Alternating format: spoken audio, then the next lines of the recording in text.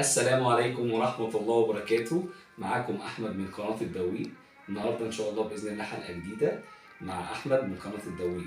وأنا معدي امبارح بإذن الله على محطة مصر، يعني شفت أول شوية أسعار الفاكهة إيه وكلام من ده. لقيت برتقال الكيلو ب5 جنيه، فجبت من البرتقال 3 كيلو. وطبعا وأنا بنقي البرتقال نقيته زي ما حضراتكم شايفين كده، صغير وكبير. لأن البرتقال الصغير ده أنا بحب أقطعه على 4، بحب أقطعه كده على 4 أهو.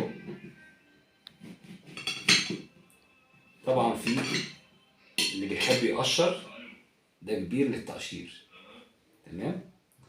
وكان عندي بطاطا كنت جايبها قبل منها، البطاطا دي كنت جايب منها 3 كيلو ب10 جنيه.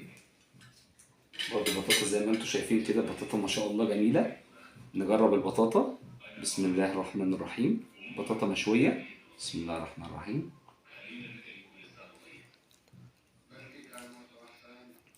خطيرة ما شاء الله.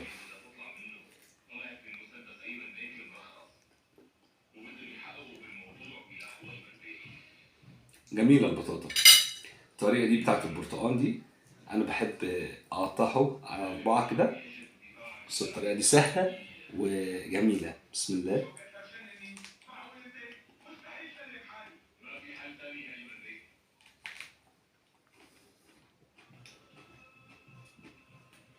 ودي كانت حلقتنا من قناة الدوي، وتصبحوا على خير، والسلام عليكم ورحمة الله وبركاته.